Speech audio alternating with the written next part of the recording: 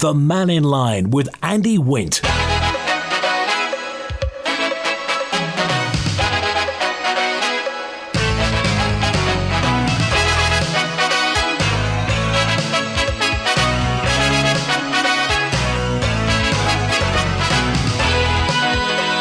Faster Mai, good afternoon. Welcome to Mannin Line on Manx Radio. Today, looking at justice and home affairs on the Isle of Man with the political head is Poole-Wilson MHK from the department, and Chief Officer Dan Davies is here.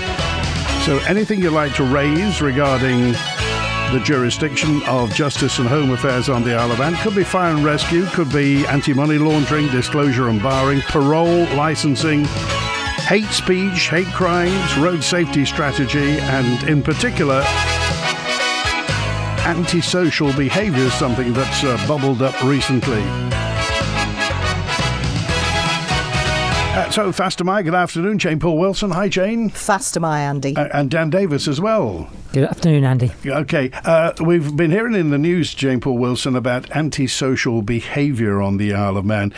Politically, does that impact on your department, or is that a constabulary affair? Well, I think there's two aspects. From a policy perspective, obviously, the department is interested in, what might be the causes of that type of thing and what sort of policy and legislative responses we might need to think about. But I think operationally, the constabulary will always take the lead on actually addressing any particular incidents. I think the other thing it's probably worth commenting on is the department actually went out for some consultation a couple of months ago regarding the sorts of priorities that the public on the Isle of Man think that the police should be focusing on. We've had that feedback back, and we hope to be responding or to publish shortly the output of that. But unsurprisingly, that combination of potential youth offending, I suppose at its lowest level antisocial behaviour, which I recognise is still a concern for people. But I think we understand that is something that people are concerned about, and it will continue to remain a focus for the police. Is it what we used to call vandalism, or how does it manifest itself? I think it varies, doesn't it? You see pockets, certainly from what we see, you see pockets of different activity. Unfortunately, a little earlier in the year, we had a series of children taking vehicles without consent, which is, for my money, beyond antisocial behaviour, and that has been actioned very firmly by the constabulary, and also that sort of thing will also go through the justice system. Dan Davies, anything to add on that? I think what's really interesting is how social media influences these behaviours, and I think it was something that was spoken to in the interview you had with one of the community police officers, Lou Kenyuk, earlier on. But young people do start seeing things on social media, and then they share things, and it's something really that has contributed to this, and it's something else the police need to deal with, to be vigilant around and to monitor social media and to try and get to the heart of this kind of offending behaviour, which, as the minister says, in communities it is a priority for people. Although it's talked about as low level, it is something that influences the way people perceive their community and affects their quality of life. So it is something the police take very seriously. But we're a rural community, Dan. I mean, imitating urban tropes and urban behaviours, is that down to social media? I think to some extent. I mean, like stealing cars. Yeah, it's something we're not used to, is it, here? And it is something which is proliferating in certain areas, and the police have responded to it. But I think the department's role in this is making sure the police have sufficient tools to deal with the issue, and also, those sentencing where it gets to serious enough to warrant sentencing, that the magistrates and the courts have sufficient tools at their disposal to put sentences or resolutions in place that support the community, but also try and reduce the offending behaviour in future. And Jane Poole-Wilson, 20 years ago, no chief constable would have said we need resources to monitor social media. Does the constabulary actively monitor social media now? I think the constabulary recognises, for the reasons that Dan has touched on, but I think more broadly, unfortunately, what we saw in the UK in recent weeks and the part that social media media played in that. I think the constabulary recognises that social media is a part of what can feed into potential harms and criminality. And so, again, for our island, it all has to be done on a proportionate basis, bearing in mind the resources that the constabulary has. But if that's a sensible way for them operationally to consider the types of risk and things that could happen, and then to try and either preempt that, but also to address it, then that is probably a sensible use of their resource. We talked previously, I know on occasions you've been, and we've talked about where crime starts and where criminal behaviour and criminal behaviour pattern starts, and the fact that it's one end of a nexus that can end in prison and a ruined life. What would you say to parents and guardians who are having issues at the moment and finding children, people they're responsible for in their family or in their circle, that are being drawn towards bad company, as it were? I'll put it politely. So I empathise hugely. I mean, I've got teenage sons myself, and I think, it's a mistake to think that people are immune, families are immune from potential, this type of potential problem. I think, obviously, parenting is a personal matter, and parents will take the action they think is appropriate. But certainly from the constabulary's perspective, the police early action team is very willing to get involved and help and support families and parents with trying to raise awareness of children that what they might perceive to be a bit of a laugh, a bit of fun, no real consequence, actually they do need to understand there are consequences. They put themselves at risk very often. They also put other members of the community at risk and affect people's quality of life. But if it becomes serious enough to go through the criminal justice system, convictions result that then really can have an impact on a child's life. And so the police early action team is a good source, I think, of supporting families and young people to realise the consequences of what they may. Dan? Generally, the first stage of a police intervention is a letter under what's called the link scheme, and so that letter home goes to parents advising them that their child has come to the police's attention, and in the majority of cases, that letter home is enough to start a conversation between the child and the parents, because often the parents aren't even aware that this is going on. So it's a really useful intervention tool that allows the police to raise the issue and to start those conversations between the parent or carer and the young person. Okay, let's get to the lines now, and we got Howard with us. Hi, Howard. You're live with Jane Poole-Wilson and Dan Davies. Good afternoon, Andy, and to your guests, Jane and Dan. Just a thing that came up the other day. Was it Saturday and the Mail on Saturday, and it's something you don't really think about. There was a cycle race in Wales, and well, we've heard the publicity about this all over. Wales has more or less an overall speed limit of 20 mile an hour. But there's something I didn't realise, and I looked it up on the internet. Bicycles are not restricted, and they can exceed speed limits, although the riders can. So in this instance, I don't know whether they had a rolling road closing, or it was just an open road.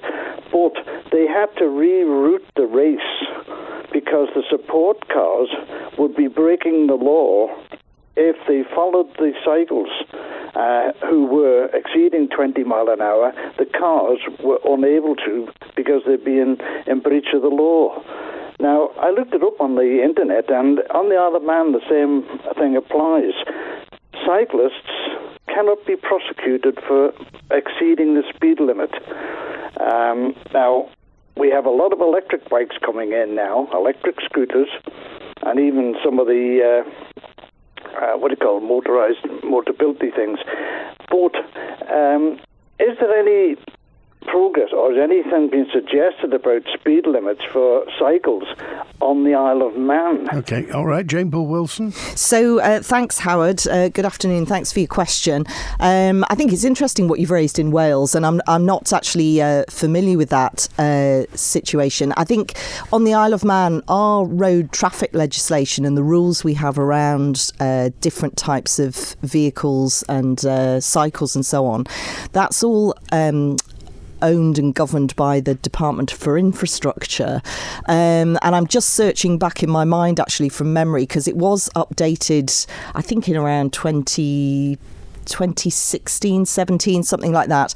And I seem to recall there was a report done at the time looking at a number of aspects of that updating of the legislation. But off the top of my head, I cannot remember, Howard, whether what any particular proposals were around cycling. So I would have to go and check that. But that's something that's worth following up with the Department for Infrastructure, I think, in terms of what the current rules are in the Isle of Man. Okay, and Dan Davies, you're a keen cyclist. I am indeed, and I follow the rules of the road. I think the question is really interesting, but it's about harm ultimately. And the question is that where a car exceeds the speed limit, and, there's loads of studies been shown, haven't they, that, a car travelling at 30 miles an hour or 40 miles an hour that hits a pedestrian, the impact on the pedestrian is likely to be significant. Whereas where a cyclist hits a pedestrian because of it's a far lower weight, the impact and on the pedestrian in most cases is likely to be less significant. So it's about how you focus resources on where the harm is. But as the Minister said, I think the Road Traffic Act was amended about 4 or 5 years ago to include some offences where the scope would extend to cyclists. Like, I think dangerous driving was potentially one of them. I can't remember. Is there such an offence as dangerous cycling? I think furious cycling is the actual is one of the offences, and because we do have some very steep hills on the Isle of Man. We do, absolutely. So, and as you say, if a cyclist clouts into somebody, as you say, it's not like a truck hitting them, but it's not inconsiderable, is it? No, but then you have to ask where the pedestrians are. So the pedestrians are unlikely to be on Ingerbreck or Druidale, but they are likely to be in towns and villages. So then you go back to that question of harm. Is a cyclist going through a pedestrianised area at, say, 25 miles an hour likely to cause more harm to a pedestrian than a car going 5 or 6 miles an hour over the speed limit? That's the question of balance, really, isn't it? Okay, final word, Howard. Yeah, it's just that where I'm living, as you know, is up in Annacore, and we have a pedestrianised area all around the centre of the estate. And on numerous occasions, your heart is in your mouth when you're out in the front of the house, where a lot of the cyclists, and these are adults, I'm not talking about the children, children could be oblivious to this, but adults should be more cautious. And they're certainly exceeding what we have here as a 20 mile an hour speed limit on the estate. But also, as Dan just said, up in not Annika, up at Baldwin and places like that, but you haven't heard of any prosecutions or otherwise of people cycling through Strand Street. And there's people going through there on electric scooters now, and they're exceeding, they're breaking the law because, first part, they're not allowed in Strand Street for certain times of the day, and other times the speed is far in excess of what is considered safe. Okay, all right. And obviously, Dan, we're being encouraged for active travel to take to our bicycles. So this is something that's going to increase. I think so. So just on the point to electric bikes and electric scooters, they should be limited to 25 kilometres an hour, which is about 16 miles an hour.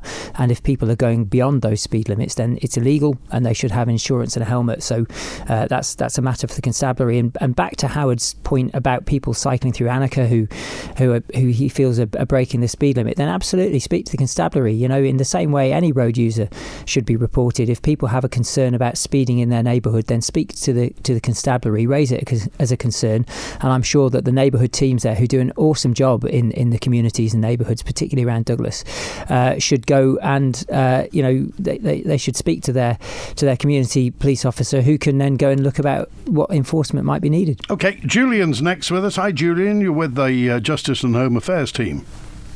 Hi, Andy. Welcome back. And hello to Jane and Dan. Hi, Julian. Hello. Hiya. I've got a couple of quick questions, so I'll get straight to it. First one for Jane. The hate speech law that's currently going through and being drafted here, can you define exactly what hatred is so that people will know what the bill is trying to prohibit? Julian, thanks for your question. I know usually when I'm on, you ring up and ask about this theme.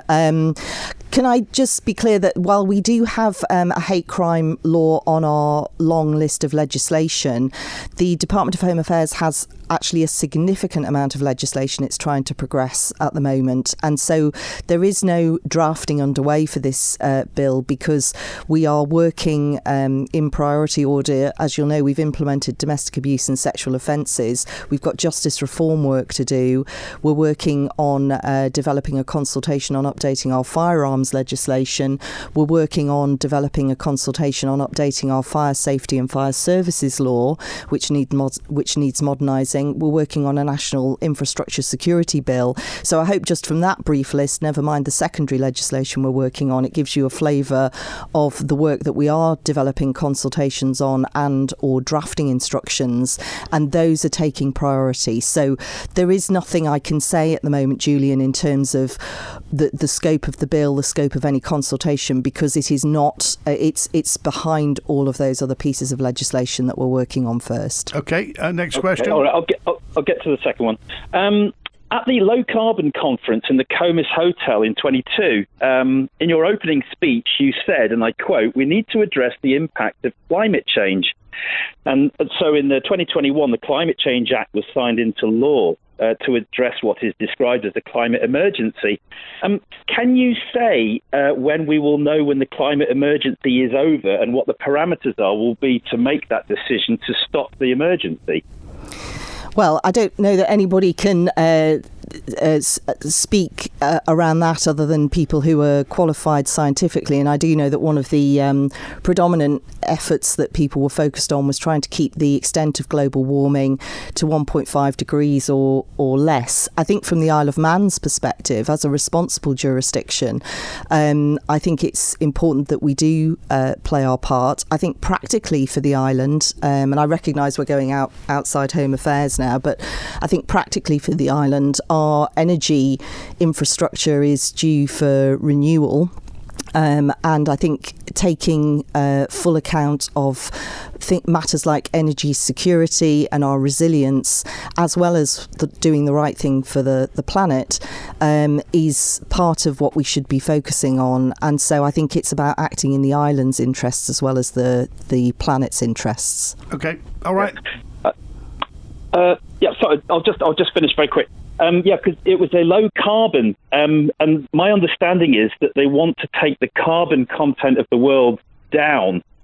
Does that mean that we're going back to the Industrial Revolution times, in which case you had the Great Famine in Ireland, another one in Scotland, Portugal, Spain, etc.? If we're going to start reversing CO2 levels back to the Industrial Revolution, there was pretty bad weather, even on the Isle of Man, and multiple floods in Laxey, etc. Is this really a good idea? Well, I think looking out of the window here at Douglas Head, that we've had absolutely shocking weather, haven't we, over the last week or so? And I think the question to my mind is there are, with change and doing what we can to reduce the harmful impacts of change, we also can be looking at opportunities. And I think there are lots of opportunities for this island in terms of its future, potentially new economic sectors. I mean, I know there's a lot of research and work going into vertical farming.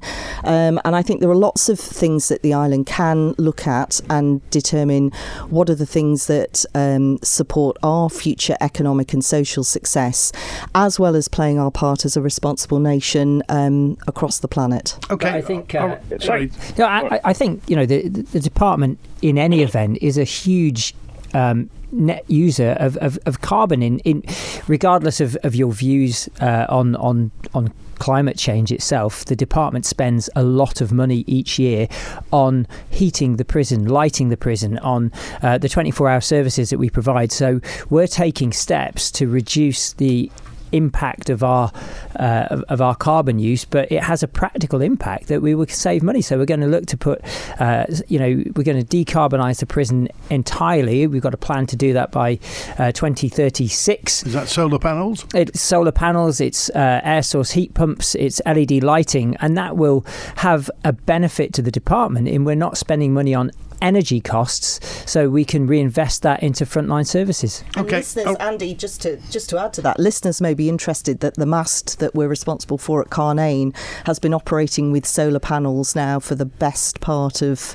I think, 18 months to 2 years. Yeah. And we already know that it powers itself on occasions, thankfully, when the sun does shine. Okay, all right. Thanks, Julian. Thanks very much. All Cheers. right, good to hear from you. David's with us now. Hi, David. You're with the Home Affairs and Justice team.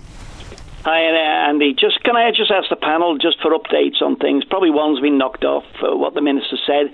What's the update on NPR, which would be a good tool to help the police and other agencies? Okay, automatic number plate recognition? Yes. Hi, David. I answered a question on this in the Keys, I think, a couple of months ago. But basically, there are a number of actions we've got underway to make sure that we can have the use of ANPR, particularly at the ports in the first instance. Have we got it at the moment? Because it seems to come and go. So, again, because the Department for Infrastructure has some jurisdiction in this space when it comes to roads policy per se, the Department for Infrastructure does have certain powers. But when we're talking about criminality and law enforcement, it comes back to Home Affairs. And so what we want to do is, under the relevant legislation, bring in our own regulations and order that we have to do under the relevant, it's the Road Traffic Legislation Act. I can't remember the detail now, but it's a relevant piece of legislation that means Home Affairs has its own ability to introduce ANPR for the purposes of law enforcement. Okay, and will that be the constabulary can roll it out as and when they want? Operationally, it will be a matter for them, but the primary focus to begin with is at the ports, because we recognise that an intelligence-led approach to stopping criminality moving so readily through our ports is an important one. And they can roll it out within the framework that's set by the Department of Home Affairs, which governs how they use it, how they use the information they collect, and for what purposes. Okay, David? Christmas is coming. But anyway, can I ask you the question too? Is when was the last time the Eastern Neighbourhood team met? Who did they meet with? And what was their agenda? And you can come back on it later in the day. But we just had a load of vehicles picked up by the contractors with no tax, no insurance, illegal on the Isle of Man. Surely the NPR would pick that up a lot quicker than sending out massive loads of staff and picking people up with vehicles and impounding them. And the final thing, Andy, if I can, I'll back off, is what's happening with community service. Where community service, people get hours, they've done something minor, can do something for the community and see some benefit. What's happening with it? Okay. First of all, ANPR and vehicles being seized. Yeah, so David, I think that is one where there is crossover with the Department for Infrastructure and how they can use ANPR to do some of that monitoring about vehicle licensing and so on. And it is a useful enforcement tool. So, but I also know from some of the correspondence I see that people are pretty active at reporting untaxed vehicles and so on to the constabulary, and the constabulary will follow up on that when that's reported. Okay, and community service, what part does it play in rehabilitation? Community services, it's a really fundamental part of rehabilitation, actually, and it allows people to be seen, to be repaying their debt to the community in which they offended. I think we have had a few operational issues lately with community service due to a number of staffing issues, but we're looking to resolve that at the moment, and we will get that back up to full strength shortly. But there are community services sentences available. They are being used, and we've seen some great examples over the past 6 to 12 months on social media of people. The garden at Site Matters, for example, I think some commissioners in Braddon, I think, had benefited from that. The garden in St John's, where the old Farmers Arms or the Central used to be, those who recollect that has been handed over to the community service department in the probation service, and that will be used for people to do community service in. So it's just a question of resourcing it. It's quite awkward because people often only have time to do community service at the weekend, and if you're trying to get somebody on a contract to come and work, say, 12 hours over a weekend to supervise the people doing community service. So they have to be supervised. Absolutely. They can't be left to their own devices just to say go and clean the path. No, they have to be supervised, and obviously it's a risk assessment process for the probation service. So it's quite a difficult role to fill, but we are looking at ways to fill that over the next 6 months. Okay. Jane Poole-Wilson MHK, the Justice and Home Affairs Minister, and Chief Officer Dan Davies on Mannin Line till 1. It's time to start enjoying the garden.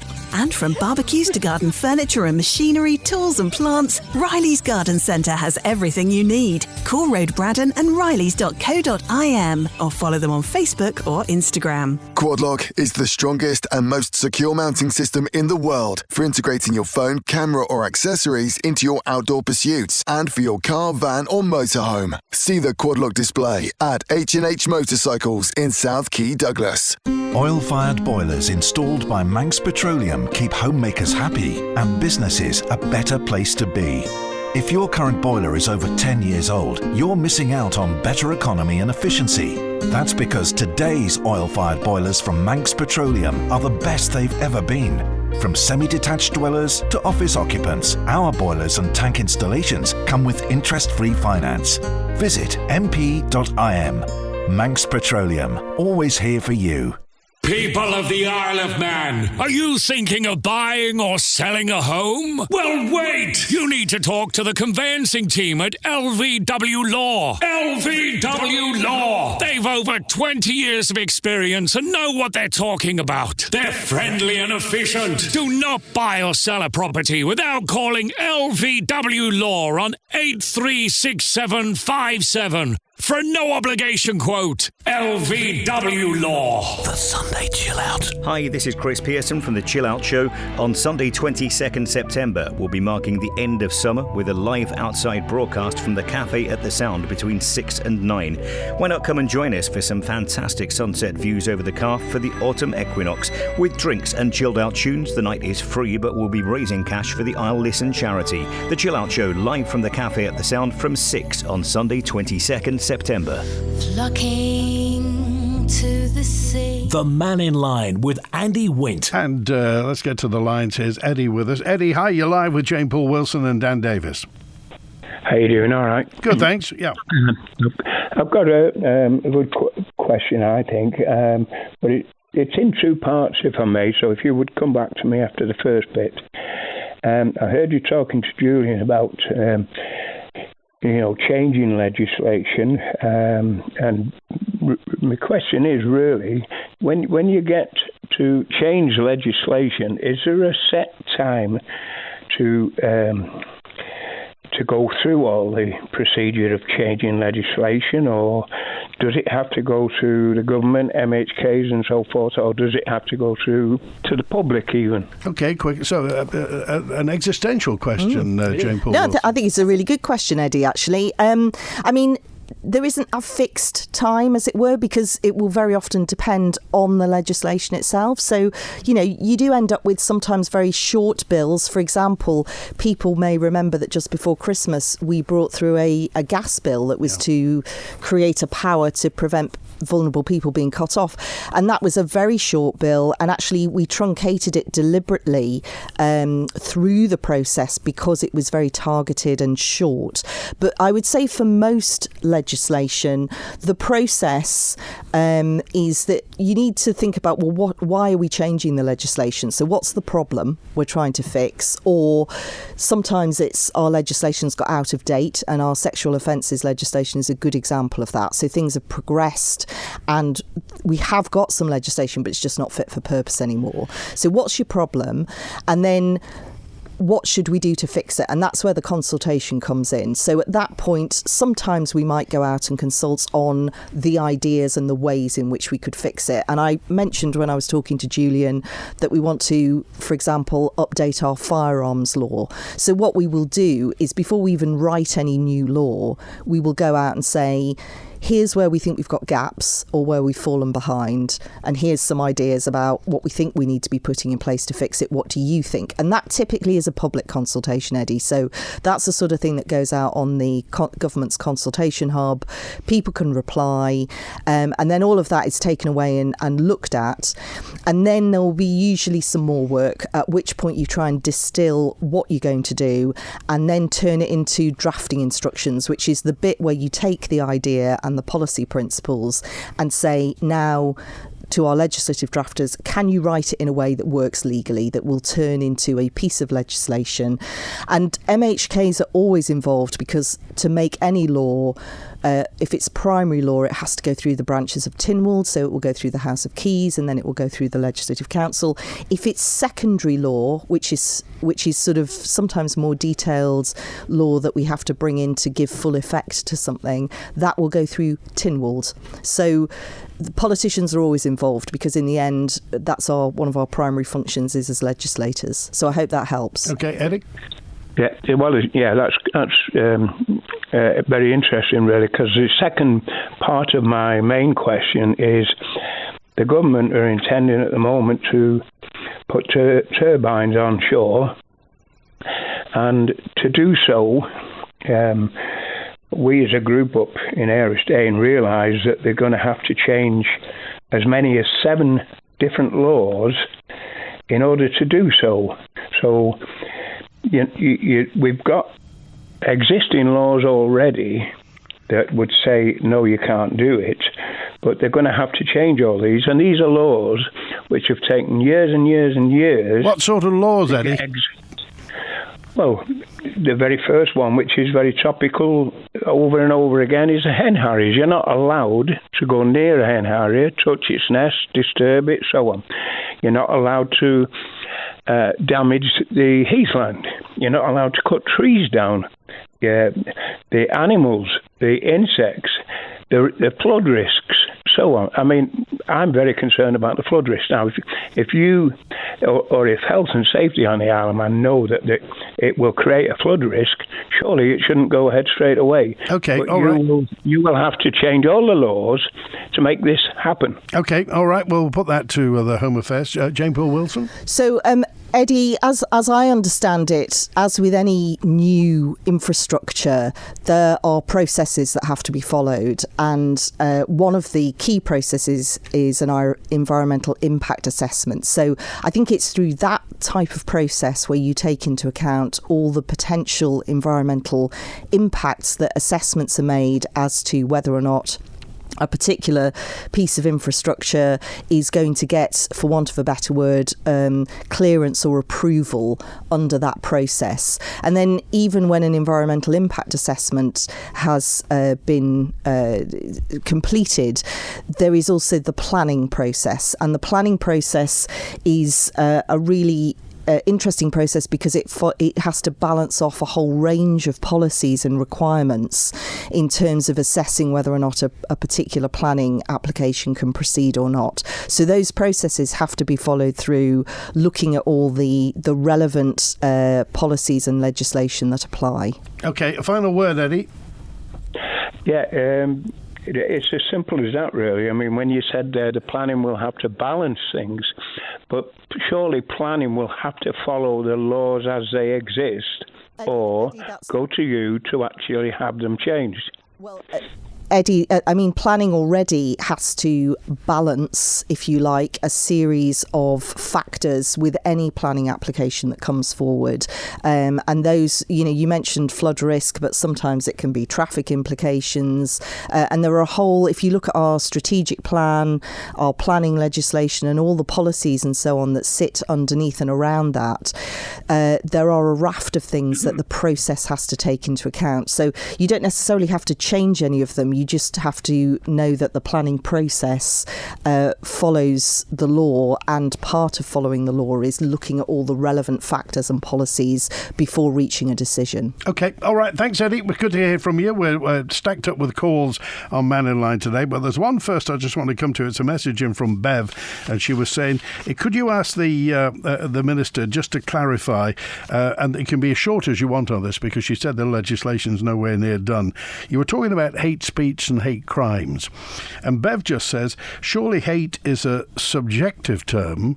How can you make it objective? I.e., how can you have a point in law beyond which it becomes hate? Who decides? Well, I think the issue is where what is happening is motivated by a particular factor. So, for example, where there's an assault or there's some sort of activity that is clearly targeted against someone for a personal characteristic that goes beyond what you might say is not motivated by a person's particular characteristic. That's what would be different. Right. But that's exactly why there's a process around policy consideration, consultation, and then careful drafting. Okay, Mark's with us now. Hi, Mark. You're live with Home Affairs today.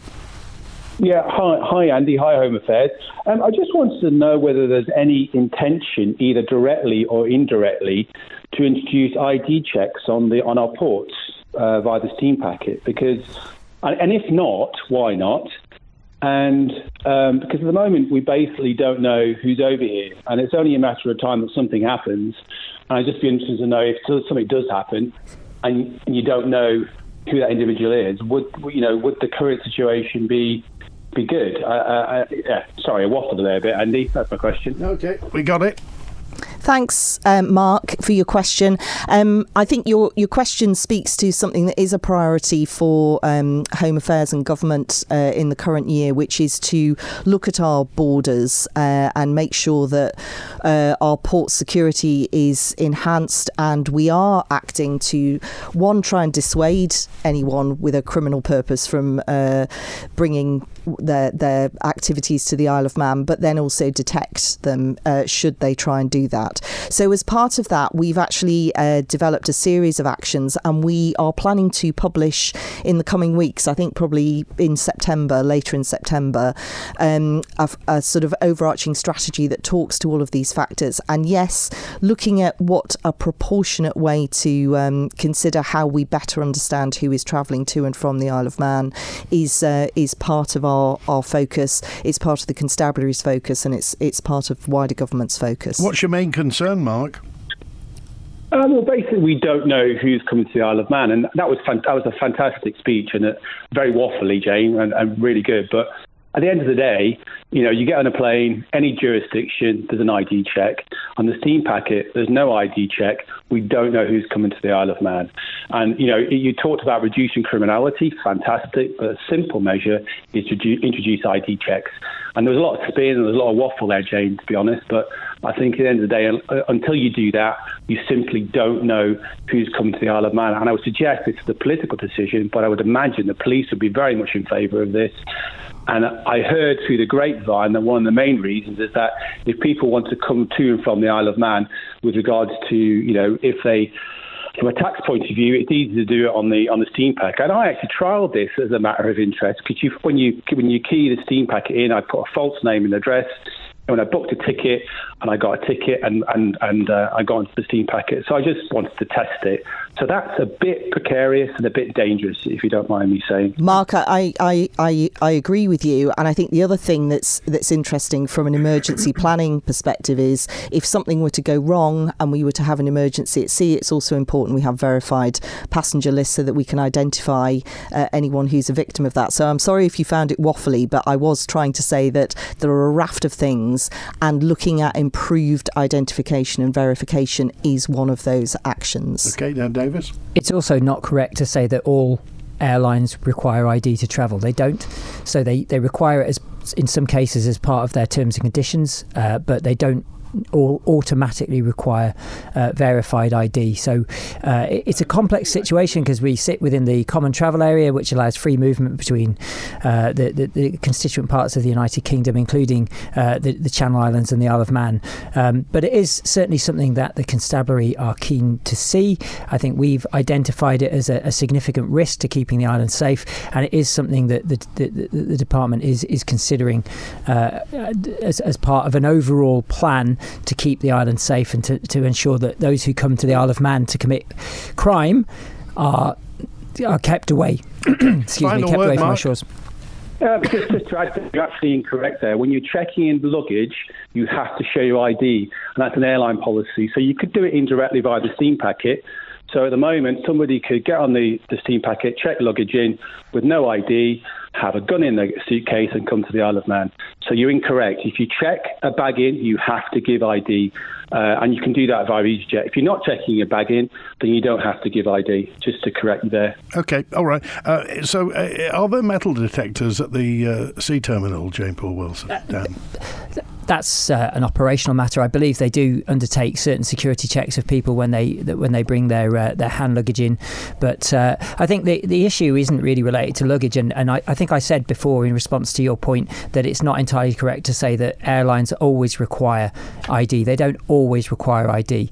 But I think the point is actually it's not necessarily about detecting things in luggage. It's more about detecting the people who come here to either bring drugs or import other contraband to the Isle of Man, and then the people who leave the Isle of Man with cash in particular. That's a significant area of criminality, but also in terms of people, whether people might be being trafficked to the Isle of Man for other purposes. So it is an issue that we're aware of, and it is something that I think will have to be fixed with legislation if the government intends to bring it in at some point, and if the policy supports that. So it is something we're aware of, and I think we're working closely with the constabulary to bring a suite of measures forward which will keep our island safer. Okay, all right, Mark, we appreciate that. Thanks for calling.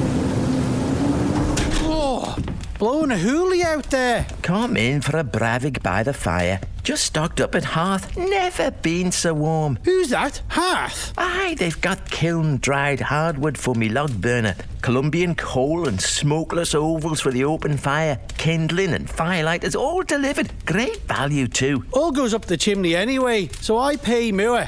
I'll be giving Hearth a call. Check their website as well. Just order and they deliver.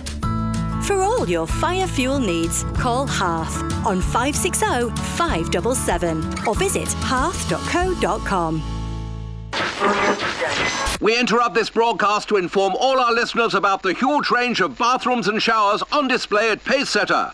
Yes, you all know that Pacesetter is known as the island's largest tile store, but I'm here to tell you that their bathroom displays are truly inspirational.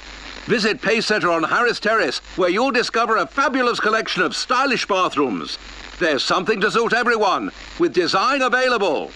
Pacesetter bathrooms and showers to show off about. When you need a fitting memorial or headstone for a loved one, contact Manx Memorials in Peel. This long-standing family-run Manx company offer a wide range of granite and marble headstones and memorials, along with an island-wide inscription and renovation service. Manx Memorial's skilled professionals will take the time to help you choose a suitable memorial, and we're proud to say we'll beat other local quotes. Call 843 861 or email matthew@manxmemorials.co.uk. Want to know what makes you feel like this? You get such a buzz. If you've never done it, you can just imagine having your very first ice cream or your very first chocolate bar. That's what it's like. It's like feeling freedom. It's just like, wow, this is what I've dreamt of. It's the best. That first lap, I came back in and I was like, I'm not doing anything else. If I don't do anything else in life, I've succeeded. Yeah, it was just mind-blowing. Everything I thought it was going to be and more. Find the Journey to a Dream podcast brought to you by Kawasaki Insurance at motorsport.manxradio.com or from your favourite podcast provider. The Mannin Line with Andy Wint. Jane Poole-Wilson MHK is here, and Dan Davies, Chief Officer for Justice and Home Affairs. A message in now, this is for Peter, who was just saying, is the department happy with progress that's being made at the prison, Jane Poole-Wilson? Yes, I'm glad that's come up, actually, Andy. There have been a lot of challenges at the prison, actually, but I am very pleased with the work the prison has been undertaking. As listeners may be aware, we had an inspection and there were a number of actions arising out of that, and we've obviously had the recent findings from the inquests into deaths in custody, and a lot of work had already been progressed around that because we called in the Prisons and Probation Ombudsman as well to offer an independent view and further advice. So a lot of hard work has been undertaken and some significant changes made. There is still more work to do, but I'm really pleased with all the staff and the governor and the way they have worked so hard. And I have to say as well, the staff in the Department for Home Affairs who work very closely with the prison to support them in all of that work. So it's a work in progress, but I think so far I am pleased with how things are progressing. Okay, is the prison full, Dan? It's close to capacity, yes. And the mobile cells? Are they in yet?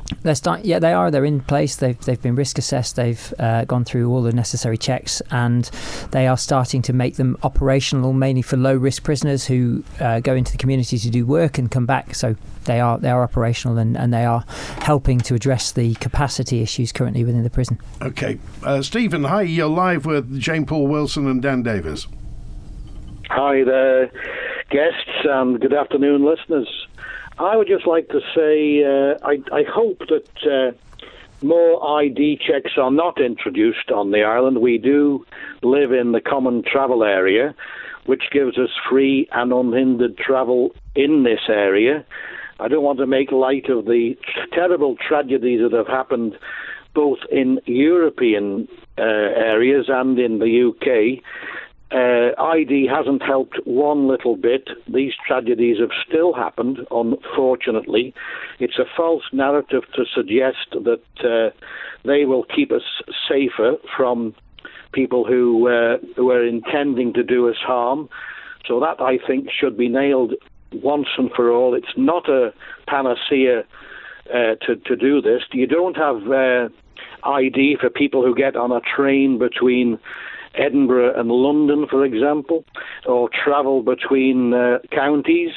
So I do think and hope that you will not try to introduce ID controls. I know that your department, the police, would probably like us all to have badges on us of who we are, but to go to an extreme, but that's not how it should be. That's an interesting point, Stephen. I just wonder, pardon me for interrupting, but Dan Davies and Jane Poole-Wilson, what Stephen talks about is, I'm going to paraphrase and correct me if I'm wrong, but keeping it Manx. You know, the Manx people don't seem to like to be overburdened with legislation and things like that. How do you tread the line between keeping it safe and keeping it Manx, if it were? And I think it's an important point, actually, that whenever you make changes which are designed to look after the safety of this island and its people, it's about doing it in a proportionate way. Because yes, Stephen's right, and it came up in the previous call that we are in the common travel area, and so we have to be mindful of the freedom of movement, if you like, or the ease of movement between the different parts of the common travel area in any way that we approach things. But I think what we're also aware of, and it is a very recent rise in what we're seeing in terms of organised criminals targeting the Isle of Man. And of course, the easier it is, the more porous our borders are, then we're an attractive place to bring criminality. And I think it is about trying to balance the need to try and keep all of us safe and, protect our quality of life, which is also about keeping it Manx. Our quality of life on this island is hugely significant, and our relative safety to other parts of the British Isles. So it's a proportionate approach that we need to take. I do apologise for interrupting, Stephen. Carry on. Well, I believe you can use any excuse or example to introduce more draconian legislation. It does seem to be what you do or what you want to do. The authoritarian systems never really find a solution. There's nothing wrong with using intelligence-led policing to avoid the criminality, but some of the things require broader discussion and political decision-making. You are assuming that everybody supports your draconian legislation on cannabis, for example, and yet in the UK now, cannabis is virtually a non-criminal offence. It's hardly enforced by various police forces. So you have got to think at some stage, do we have to have a different approach rather than an authoritarian approach?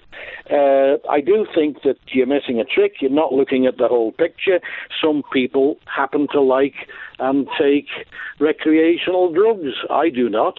I like a glass of wine, but a lot of people would say that's a drug in itself. So you're using some examples which are not really current to the modern world.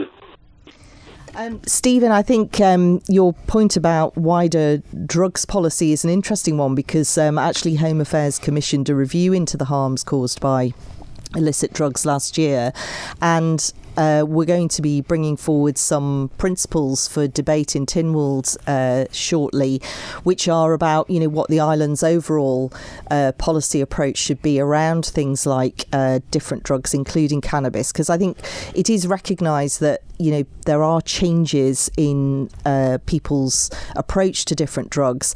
But when we talk about the criminality associated with it, I think there's a distinction, isn't there, between an individual who may choose to take a certain drug for recreational purposes, even though it's currently against the law, if we're talking about cannabis, and there's these serious and organised criminals who will deploy really quite significant methods to exploit vulnerable people, but also bring criminality to the Isle of Man. And it's that latter part that I think we have to be mindful of the impacts of that for the safety of the island, whilst also engaging with society, as you've said, around actually if there are changes in what society thinks or how society thinks we should approach the general use of drugs, a drug like cannabis, then we need to consider that and consider what the right policy approaches are from a criminal justice perspective, but also from things like a health, public health and education perspective as well.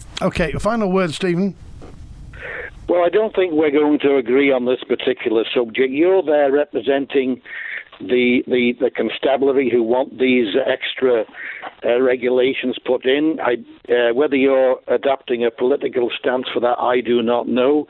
It's certainly not something that I support. I want a completely free society as we've got now, without these extra regulations. The regulations only affect honest people, and I do not think that by introducing an authoritarian approach is a solution. You've got a prison that's full to capacity, probably full of people who've been convicted of drug offences, and you need to have a bigger, wider discussion on this problem. Okay, all right, Stephen, I'm sorry, we've got to go. We're out of time. We have to go, but we appreciate it. Finally, Dan Davies, briefly, you were going to say? I think Ireland's within the common travel area, and you still have to present ID to travel to Ireland, so it's not without precedent.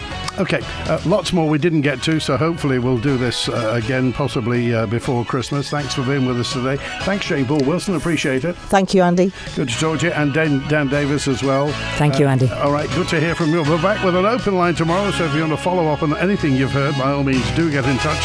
The answer phone's on 682-631 or email manninline@manxradio.com. Thanks to Howie Kane on the phones today. WINT